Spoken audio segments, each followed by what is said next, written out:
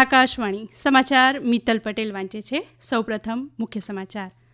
જમ્મુ અને કાશ્મીર સહિતની રેલ યોજનાઓનું ઉદ્ઘાટન કરતા પ્રધાનમંત્રી નરેન્દ્ર મોદીએ કહ્યું કે દેશમાં ટૂંક સમયમાં બુલેટ ટ્રેન દોડશે. છત્તીસગઢમાં માઓવાદી હુમલામાં 8 જવાન સહિત 9ના મોત. રાષ્ટ્રપતિએ દુઃખ વ્યક્ત કર્યું. છત્તીસગઢના માઓવાદીઓના હુમલા બાદ કેન્દ્રીય ગૃહમંત્રીએ કહ્યું કે માર્ચ 2026 સુધીમાં નક્સલવાદને નેસ્તનાબૂદ કરી દેવાશે. કર્ણાટકમાં 2 અને ગુજરાતમાં 1 હ્યુમન મેટાપ્યુમોના વાયરસના 3 કેસ નોંધાયા. આરોગ્ય મંત્રાલયે લોકોને તકેદારી રાખવા અપીલ કરી. અને આયર્લેન્ડ સામેની 3 મેચોની શ્રેણી માટે સ્મૃતિ મંધાનાના સુકાનીપદ હેઠળની ભારતીય મહિલા ટીમની જાહેરાત. સમાચાર વિગતવાર. પ્રધાનમંત્રી નરેન્દ્ર મોદીએ કહ્યું હતું કે હવે તે સમય દૂર નથી જ્યારે દેશમાં ટૂંક સમયમાં બુલેટ ટ્રેન દોડશે. આજે વિડીયો કોન્ફરન્સિંગ દ્વારા જમ્મુ અને કાશ્મીર, તેલંગાણા અને ઓડિશામાં મુખ્ય રેલવે પ્રોજેક્ટનું ઉદ્ઘાટન અને ખાતમુહૂર્ત કરતા તેમણે કહ્યું હતું કે પ્રદેશમાં કનેક્ટિવિટીને વધુ પ્રોત્સાહન આપવાની સરકારની પ્રાથમિકતા છે. वो समय दूर नहीं जब भारत में पहली बुलेट ट्रेन भी दौड़ेगी. साथियों, हमारा लक्ष्य है कि फर्स्ट स्टेशन से लेकर डेस्टिनेशन तक भारतीय रेल से यात्रा एक यादगार अनुभव बने. इसके लिए देश में 1300 से ज्यादा अमृत स्टेशनों का कायाकल्प भी हो रहा है. पिछले 10 वर्षों में रेल कनेक्टिविटी का भी अद्भुत विस्तार हुआ. શ્રી મોદીએ તેલંગાણામાં ચારાલાપલ્લી નવા ટર્મિનલ સ્ટેશનનું ઉદ્ઘાટન પણ કર્યું અને પૂર્વ કોસ્ટ રેલવેના રાયગડા રેલવે ડિવિઝન બિલ્ડિંગનો શિલાન્યાસ કર્યો હતો. આ પ્રસંગે બોલતા પ્રધાનમંત્રીએ કહ્યું કે રેલ ઇન્ફ્રાસ્ટ્રક્ચર પ્રોજેક્ટ લોન્ચ કરવાથી પ્રવાસનને પ્રોત્સાહન મળશે અને આ પ્રદેશોમાં સામાજિક આર્થિક વિકાસમાં વધારો થશે. શ્રી મોદીએ ઉમેર્યું હતું કે દેશ વિકસિત ભારતના સંકલ્પને હાંસલ કરવામાં વ્યસ્ત છે અને આ માટે ભારતીય રેલવેનો વિકાસ ખૂબ જ મહત્વપૂર્ણ છે. શ્રી મોદીએ કહ્યું કે સરકાર ભારતમાં રેલવેના વિકાસને 4 માપદંડો પર આગળ લઈ જઈ રહી છે. રેલવે ઇન્ફ્રાસ્ટ્રક્ચરનું આધુનિકીકરણ, રેલવે મુસાફરો માટે આધુનિક સુવિધાઓ, દેશના દરેક ખૂણે રેલવે કનેક્ટિવિટી અને રેલવે રોજગાર અને સહાયક ઉદ્યોગોનો સમાવેશ થાય છે. છત્તીસગઢના બીજાપુર જિલ્લામાં સુરક્ષા દળોના એક વાહનને માઓવાદીઓએ આજે વિસ્ફોટકોથી ઉડાવી દીધું હતું, જેમાં 8 જવાન અને ડ્રાઈવરના મોત થયા હતા. આ ઘટના બસ્તર ડિવિઝનના કુટરુ પોલીસ સ્ટેશન હેઠળના અંબેલી પાસે ઘટી હતી. દંતેવાડાથી ડિસ્ટ્રિક્ટ રિઝર્વ ગાર્ડ DRGના લગભગ 9 જવાન વાહનમાં સવાર હતા અને સંયુક્ત ઓપરેશન કરીને પરત ફરી રહ્યા હતા ત્યારે માઓવાદીઓએ આ હુમલો કર્યો હતો. ઘટના બાદ 1 જવાન ગુમ છે. વિસ્ફોટ કર્યા બાદ માઓવાદીઓએ અંધાધૂંધ ગોળીબાર કર્યો હોવાની માહિતી દંડેવાડાના DIG કમલોચન કશ્યપે આપી હતી. 3 जनवरी से एक नक्सलियों के बड़े लोकेशन की सूचना हम लोग को अबुझमाड़ क्षेत्र में मिला था. उसी सूचना के आधार पर नारायणपुर, दंतेवाड़ा, कोंडागांव, जगदलपुर, बीजापुर का बल और उसके बाद STF उसमें शामिल था. एक ज्वाइंट ऑपरेशन जो है अबुझमाड़ क्षेत्र में लॉन्च किया गया था और आज सकुशल ऑपरेशन करने के पश्चात जो पूरी ऑपरेशन पार्टियां वापस अपने अपने मुख्यालय लौट रही थी. इसी दरमियान जो है जंगल में हैवी ID ब्लास्ट किया गया.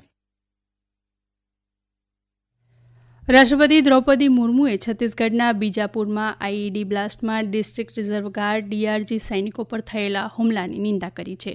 એક સોશિયલ મીડિયા પોસ્ટમાં રાષ્ટ્રપતિએ બહાદુર સૈનિકોના શોકગ્રસ્ત પરિવારો પ્રત્યે સંવેદના વ્યક્ત કરી. શ્રીમતી મુર્મુએ ઉમેર્યું હતું કે દેશ નક્સલવાદને સંપૂર્ણપણે નાબૂદ કરવા માટે પ્રતિબદ્ધ છે. જ્યારે ગૃહમંત્રી અમિત શાહે છત્તીસગઢમાં આ હુમલા પર દુઃખ વ્યક્ત કર્યું હતું. સોશિયલ મીડિયા પોસ્ટ પર શ્રી શાહે સુરક્ષા કર્મચારીઓના પરિવારો પ્રત્યે સંવેદના વ્યક્ત કરી. તેમણે ખાતરી આપી હતી કે જવાનોનું બલિદાન વ્યર્થ નહીં જાય અને માર્ચ 2026 સુધીમાં ભારતમાંથી નક્સલવાદને જડમૂળથી ખતમ કરી દેવામાં આવશે. હ્યુમન મેટાપ્યુમોના વાયરસ HMPVના 2 કેસ કર્ણાટકમાં અને 1 કેસ ગુજરાતમાં નોંધાયો છે. Indian Council of Medical Research ICMRએ કર્ણાટકના બંને કેસની ઓળખ નવા શ્વસન વાયરલ સંબંધી બીમારીઓના છે. એચએમપીવી ભારત સહિત વિશ્વભરમાં પહેલેથી જ પ્રચલનમાં છે અને એચએમપીવી સંબંધિત શ્વસન રોગોના કેસો ઘણા દેશોમાં નોંધાયા છે.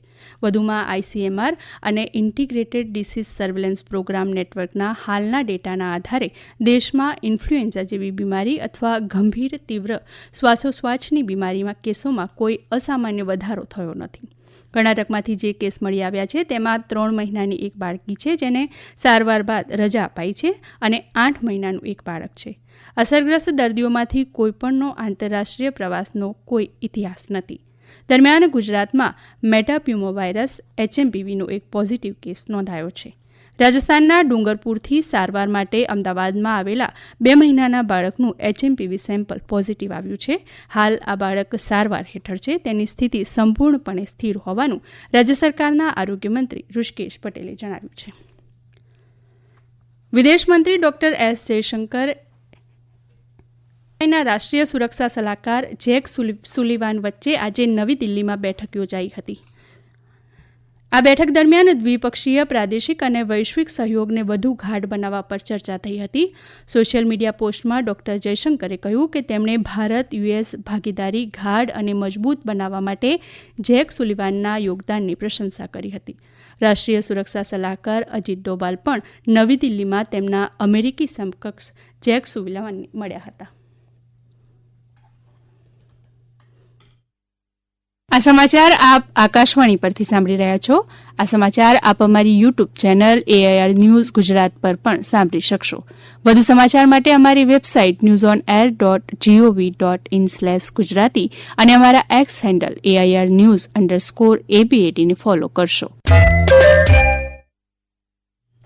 કેન્દ્રીય માર્ગ પરિવહન અને ધોરીમાર્ગ મંત્રી નીતિન ગડકરીએ વિદ્યાર્થીઓને માત્ર પોતાના માટે જ નહીં પરંતુ અન્ય લોકો માટે ટ્રાફિક નિયમોનું પાલન કરવા વિનંતી કરી છે.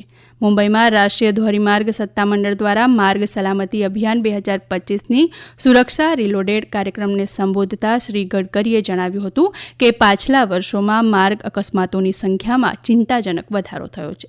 સત્તાવાર આંકડા જાહેર કરતા તેમણે કહ્યું હતું કે 10,000 લોકોએ પોતાનો જીવ ગુમાવ્યો છે. તેમણે ભારપૂર્વક જણાવ્યું હતું કે જો બાળકો નિયમોનું પાલન કરવાની પ્રતિજ્ઞા લેશે તો તેઓ પોતે અને અન્યને પણ સુરક્ષિત રાખશે. ભારતીય ક્રિકેટ કંટ્રોલ બોર્ડ BCCIએ આયર્લેન્ડ સામે ભારતની આગામી 3 મેચની વન ડે ઇન્ટરનેશનલ શ્રેણી માટે 15 સભ્યોની ટીમની જાહેરાત કરી છે. હરમનપ્રીતની ગેરહાજરીમાં Smriti Mandhana blue in blue ટીમનું નેતૃત્વ કરશે જ્યારે દીપ્તિ શર્મા ઉપ કેપ્ટન તરીકે સેવા આપશે. રિચા ઘોષ અને ઉમા છેત્રી વિકેટ કીપર તરીકે રહેશે. કેપ્ટન હરમનપ્રીત કૌર અને ઝડપી બોલર રેણુકા સિંહ ઠાકુરને શ્રેણી માટે આરામ આપવામાં આવ્યો છે. ટીમના અન્ય સભ્યોમાં પ્રતિકા રાવલ, હરલિન દેઓલ, જેમિમા રોડ્રિક્સ, તેજલ હબબનીસ, રાઘવી બિસ્ત, મીનુ મણી, પ્રિયા મિશ્રા, તનુજા કંવર, તિતાસ સાધુ, સાયમા ઠાકોર અને સયાલી સાતખરેનો સમાવેશ કરાયો છે.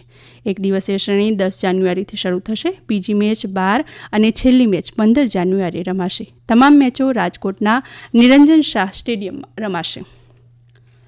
મધ્યપ્રદેશ હાઈકોર્ટે હવે 18 ફેબ્રુઆરીના રોજ રાજ્યના ધાર જિલ્લાના પીથમપુરમાં યુનિયન કાર્બાઇડના કચરાને બાળવાના કેસની સુનાવણી કરશે. મધ્યપ્રદેશ હાઈકોર્ટના મુખ્ય ન્યાયાધીશ સુરેશ કુમાર કૈત અને ન્યાયાધીશ વિવેક જૈનની ડિવિઝન બેન્ચ દ્વારા દાખલ કરવામાં આવેલી અરજીની સુનાવણી કરી હતી. સરકારે હાઈકોર્ટ પાસે વધુ 6 અઠવાડિયાનો સમય માંગ્યો હતો, જેને વડી અદાલતે સ્વીકારી લીધો હતો. આ અરજી ઇન્દોરના MGM એલ્યુમની એસોસિએશન દ્વારા કરવામાં આવી હતી. સરકારે ઇન્દોર અને પીથમપુરના લોકોને વિશ્વાસમાં લીધા વિના એકતરફી પગલું ભર્યું હોવાની અરજદાર દ્વારા રજૂઆત કરવામાં આવી હતી. અંતમાં મુખ્ય સમાચાર ફરી એકવાર. જમ્મુ અને કાશ્મીર સહિતની રેલ યોજનાઓનું ઉદ્ઘાટન કરતા પ્રધાનમંત્રી નરેન્દ્ર મોદીએ કહ્યું કે દેશમાં ટૂંક સમયમાં બુલેટ ટ્રેન દોડશે. છત્તીસગઢમાં માઓવાદીઓ હુમલામાં 8 જવાન સહિત 9ના મોત. રાષ્ટ્રપતિએ દુઃખ વ્યક્ત કર્યું. છત્તીસગઢના માઓવાદીઓના હુમલા બાદ કેન્દ્રીય ગૃહમંત્રીએ કહ્યું કે માર્ચ 2026 સુધીમાં નક્સલવાદને નેસ્તનાબૂદ કરી દેવાશે. કર્ણાટકમાં 2 અને ગુજરાતમાં 1 હ્યુમન મેટાપ્યુમોના વાયરસના 3 કેસ નોંધાયા. આરોગ્ય મંત્રાલયે લોકોને તકેદારી રાખવા અપીલ કરી. અને આયર્લેન્ડ સામેની 3 મેચોની શ્રેણી માટે સ્મૃતિ મંધાનાના સુકાની પદ હેઠળની ભારતીય મહિલા ટીમ જાહેરાત. આકાશવાણી પરથી સમાચાર પૂરા થયા.